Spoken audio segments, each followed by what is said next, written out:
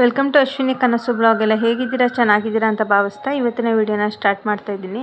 Friends, ಇವತ್ತಿನ ವಿಡಿಯೋದಲ್ಲಿ ಬಂದು ಏನು ವಿಷಯ ಅಂತಂದರೆ ಫ್ರೆಂಡ್ಸ್, ಹೆಣ್ಣಿನ ಜೀವನ ಒಂಥರ ನೀರ ಮೇಲೆ ಗುಳ್ಳೆ ಥರ. ಆ ಗುಳ್ಳೆ ಹೊಡೆದೋದ್ರೆ ಹೇಗೆ ಸೇರ್ಸೋಕ್ಕಾಗಲ್ವೋ ಹಂಗೆ ಹೆಣ್ಣಿನ ಜೀವನ ಹಾಳಾದರೆ ಮತ್ತೆ ಸೇರ್ಸೋಕ್ಕಾಗಲ್ಲ. ನಿಜ ಅಲ್ವಾ?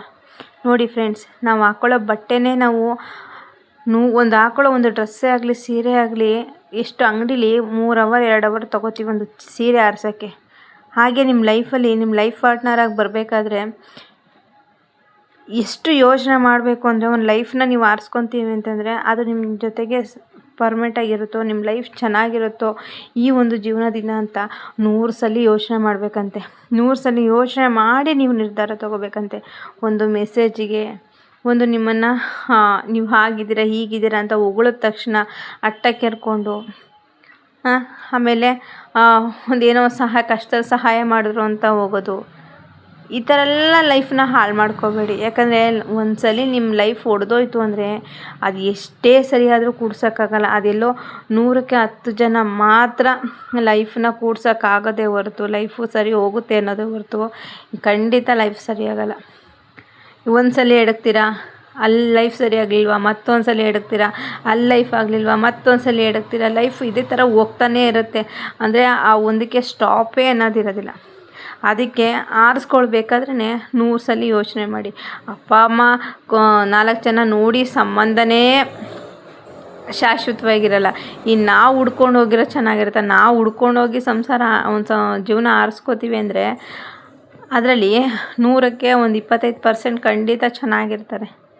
ಆ ಲೈಫನ್ನ ಕಟ್ಕೊಂಡು ಒಂದು ದಾರಿ ಇರುತ್ತೆ. ಇನ್ನು 75% ಅರ್ಧದಲ್ಲಿ ಕೈ ಹೊಟ್ಟೋಗೋರೇ ಇರ್ತಾರೆ.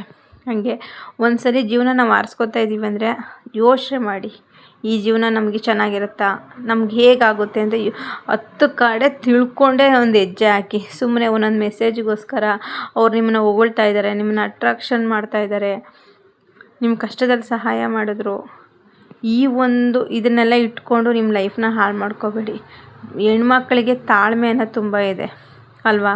ಆ ತಾಳ್ಮೆನೇ ನಿಮ್ಮ ಲೈಫನ್ನ ಆರಿಸ್ಕೊಬೇಕೇ ಹೊರತು ದುಡುಕಿ ನಿರ್ಧಾರಗಳನ್ನ ತೊಗೊಂಡು ನಿಮ್ಮ ಲೈಫನ್ನ ಹಾಳು ಮಾಡ್ಕೊಳ್ಳೋದಲ್ಲ. ಹೇಗೆ ಒಡೆದ ಕನ್ನಡಿನ ಜೋಡ್ಸೋಕ್ಕಾಗಲ್ವೋ, ಲೈಫು ಒಂದ್ಸಲ ಮುಗಿದೋದ್ಮೇಲೆ ಮತ್ತೆ ಜೋಡ್ಸೋಕ್ಕಾಗಲ್ಲ. ನಾವು ಬದುಕಬೇಕು ಜೀವನದಲ್ಲಿ. ಸಮಾಜ ನಮ್ಮನ್ನೇ ಚೆನ್ನಾಗಿದ್ರು ಆಡುತ್ತೆ, ಚೆನ್ನಾಗಿಲ್ಲದವರು ಆಡುತ್ತೆ. ಸಮಾಜದೊಳಗೆ ಬದುಕ್ತಿದ್ವಿ ಅಂದರೆ ನೀವು ಒಂದ್ಸಲ ಲೈಫ್ ಮುಗೀತಾ ಇನ್ನೊಂದು ಲೈಫ್ನ ಬದುಕೋಕ್ಕಂತೂ ಬಿಡೋಲ್ಲ. ಆ ಲೈಫಲ್ಲಿ ನಿಮ್ಮನ್ನ ಚುಚ್ಚು ಮಾತುಗಳೇ ಇರುತ್ತೆ. ಹೆಂಗೋ ತೂಗಿಸ್ಕೊಂಡು ಬಿಡು, ಒಂದು ಸರಿ ಇಲ್ಲ ಅವಳ ಲೈಫ್, ಇನ್ನೊಂದು ಸರಿ ಆಯಿತು ಚೆನ್ನಾಗಿರ್ತಾಳೆ ಅಂತೀರಾ.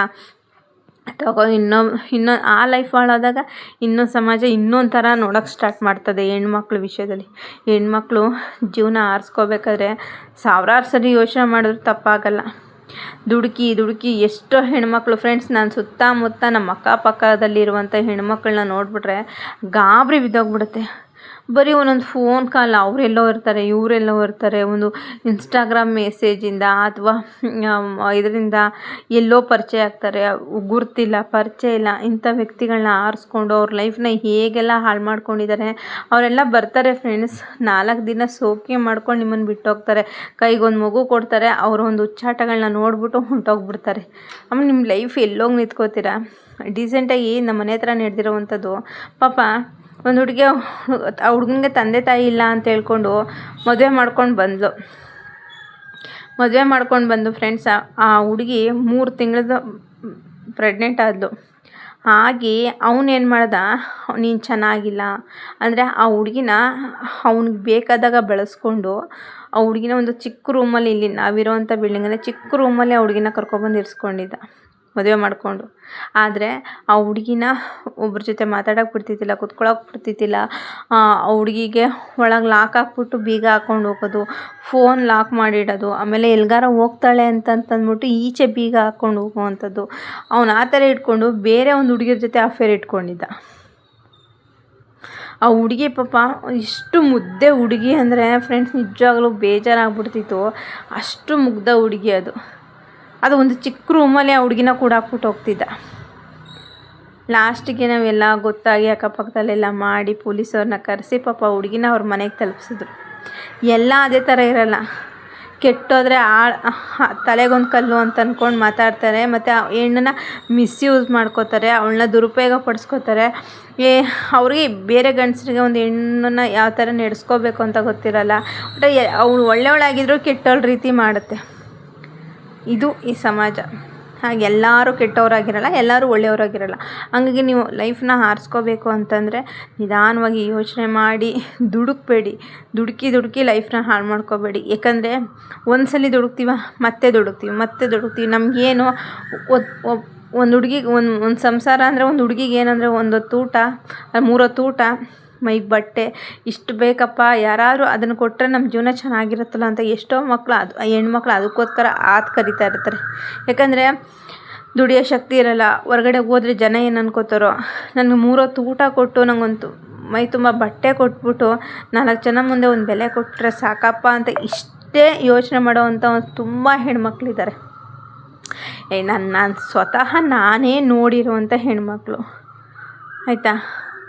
ಈಗ ಒಬ್ಬರು ಸಹಾಯ ಮಾಡ್ತಾರೆ, ಎಲ್ಲಿವರೆಗೂ ಸಹಾಯ ಮಾಡ್ತಾರೆ ಹೇಳಿ? ಸಹಾಯ ಮಾಡೋ ವ್ಯಕ್ತಿನೇ ನಾಳೆ ದಿನ ನಿಮ್ಮ ಕಡೆ ಬೇರೆ ಥರ ತಿರುಗ್ತಾನೆ. ಈಗ ಒಂದು ವ್ಯಕ್ತಿ, ಒಂದು ಗಂಡಸು ಹೆಲ್ಪ್ ಮಾಡ್ತಾ ಇದ್ದಾನೆ ಅಂದರೆ ಅವನು ಒಳ್ಳೆ ರೀತಿಲಿ ಒಬ್ಬ ಬಂದಿರ್ಬೋದು.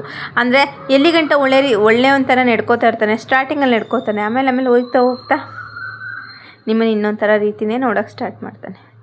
ಹಾಗಾಗಿ ಯಾರನ್ನೂ ನಂಬಕ್ಕೆ ಹೋಗಬೇಡಿ. ಯೋಚನೆ ಮಾಡಿ ಜೀವನಗಳನ್ನ ಆರಿಸ್ಕೊಳ್ಳಿ. ಯಾಕಂದರೆ ನಾಳೆ ದಿನ ಈ ಕಡೆ ಅಪ್ಪನ ಮನೆಗೂ ಹೋಗೋಕ್ಕಾಗಲ್ಲ, ಈ ಕಡೆ ಗಂಡನ ಮನೇಲೂ ಇರೋಕ್ಕಾಗಲ್ಲ, ಈ ಕಡೆ ಒಂಟಿಯಾಗೂ ಇರೋಕ್ಕಾಗಲ್ಲ. ಒಂಥರ ಹೆಣ್ಣಿನ ಜೀವನ ಚಿತ್ರ ಆಗೋಗುತ್ತೆ. ಆದರೆ ಹೆಣ್ಣೇ ಸಾಟಿ ಅನ್ನಬೇಕು. ಎಲ್ಲನೂ ಜಯಿಸ್ತಾಳಲ್ಲ, ಅವಮಾನಗಳನ್ನೆಲ್ಲ ಜಯಿಸ್ತಾಳೆ.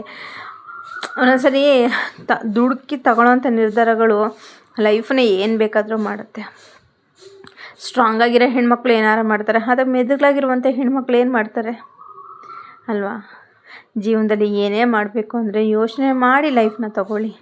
ನಮ್ಮ ಲೈಫ್ ಒಂಥರ ನೀರಿನ ಮೇಲೆ ಗುಳ್ಳೆ ಇದ್ದಂಗೆ, ಯಾವಾಗ ಬೇಕಾದ್ರೂ ಒಡೆದೋಗ್ಬೋದು. ನಿಜ ಅಲ್ವಾ? ನಾನು ಈ ವಿಡಿಯೋದಲ್ಲಿ ಏನಾದ್ರು ತಪ್ಪು ಹೇಳಿದರೆ ದಯವಿಟ್ಟು ಕ್ಷಮಿಸಿ.